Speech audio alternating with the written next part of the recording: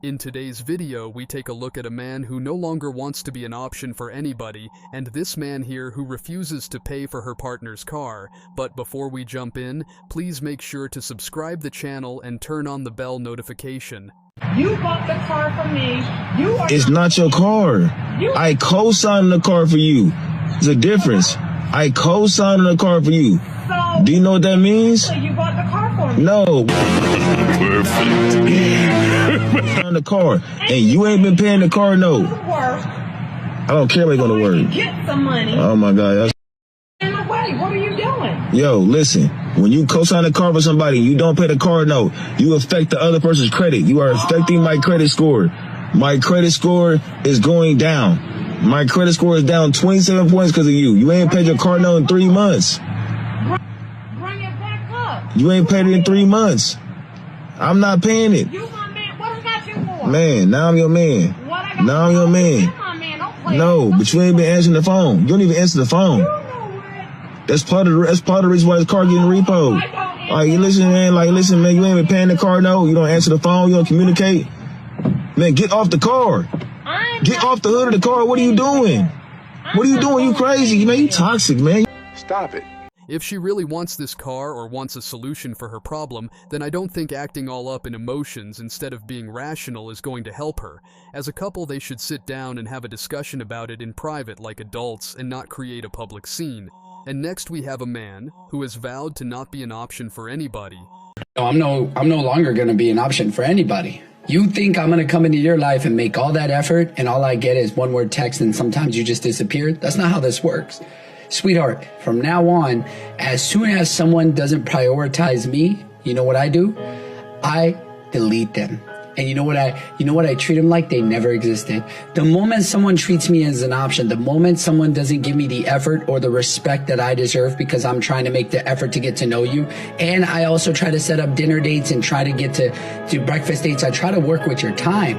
But as soon as you show me that you don't have time, seems like you suddenly don't have a clock and you work 24 hours a day, 7 days a week, guess what, sweetheart?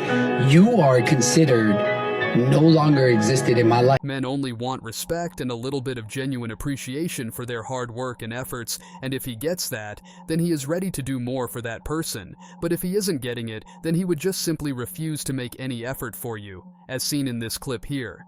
Am I the asshole for telling my wife to never volunteer me to help her family again? My wife's younger brother, Joe, and his girlfriend are moving into an apartment together at the beginning of June.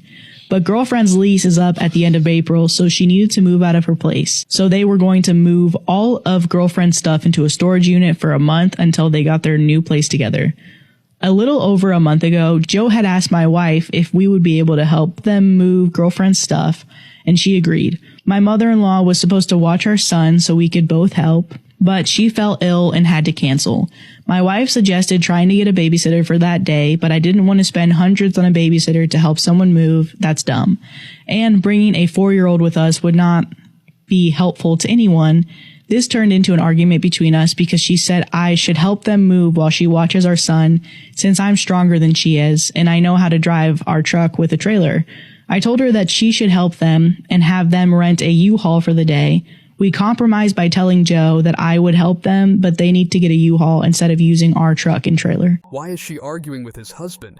It isn't like he is refusing to help. He just doesn't want to be a doormat for anybody, and that's fine.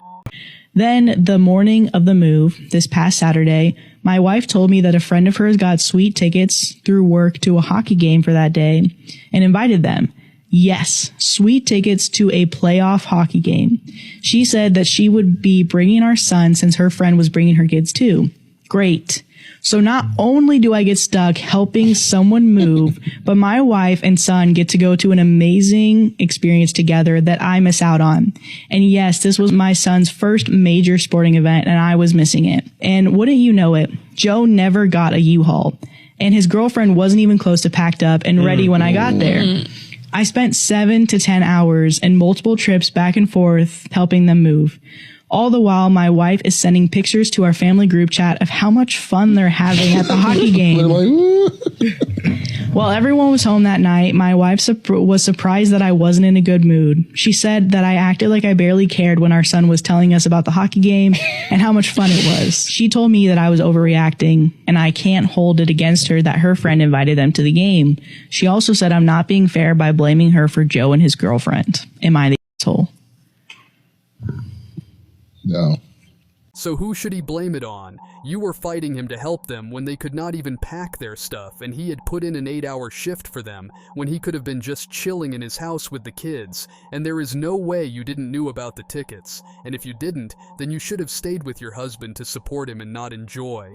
And if you don't change your attitude towards your husband, then who knows, you might be next in line for such videos. That sucks. I filed 6 months and 1 day ago, and I thought it was supposed to be 6 months, and which would have been yesterday. And then I read somewhere a couple weeks ago it's 6 months and 1 day, which would make today, and it still says open. And I am upset about it, and that sucks. I got myself an entire cake. I have bottles of champagne waiting for me. I'm about to order my favorite pizza. Like, I just want to celebrate this being complete, and it's not. There's no reason for it to take long. It's literally the simplest divorce you can get, fortunately and unfortunately. He asked me what's wrong, and I said, I'm fine. You want to know what he said? I would be willing to bet I already know the answer to that question, as most likely does everyone else. He said, okay, good. Who here is surprised that he said that? What do you mean, okay, good? What part of I'm fine means that I'm fine? What's wrong with these people? Please take the following into consideration. 99 times out of 100, if a guy is told by a woman that she's doing fine, he's going to believe her. Or else he's going to assume that she doesn't want to talk about it, since she said she was doing fine. Why press the issue? So she says, I am fine, and he reacts to it in a normal way, and now she is crying because he could not read her mind and give her the response she wanted. What does she expect from him? He is not a mind reader, hasn't got any superpowers, and if she wanted his help, then she should have just said it. And next we have a similar case of mind reading. Okay, I am the problem. What? Is the world ending? I went on a date with this guy, and he was like, it's getting late. Do you want to come back to my place? Did you try to shakalaka boom boom him at his place and he refused? And I was like, sure, but I'm not going to sleep with you. Like, that is not a problem. You don't want to give cookie, you don't give cookie. How are you the problem? Like, that's not happening. And he was like, that's totally fine. Just come over. And I was like, cool. Two adults having an international binding resolution agreement, I don't see any problem here. So I go to his place. He respects my wishes. He's so nice. He cuddles me all night. And I'm like, I just wanted him to like try. And then for me to be like, no. You know what I mean? Jesus Christ, on the motorbike lady. If you want to play games, go and download Candy Crush. I wasn't going to sleep with him. I just now I feel ugly. That is a you problem. But hey, I am glad you know you are the problem. Now go and solve yourself. I don't want to like. You don't want to be dependent. So why get married? Why get married? Yeah, I could be independent. I could live on my own. I could hire a maid. I could hire a cook. I could just whatever. I don't want to be independent. I want to be dependent on my wife. I love my wife. I want to make a vow that I'm going to stay with my wife forever and have a nice big family. And I don't want to be separated at all. I want to be one flesh with my wife. If I didn't want to do that, if I wanted to just be on my own but have someone to mitigate the loneliness and occasionally sleep with, why get married at all?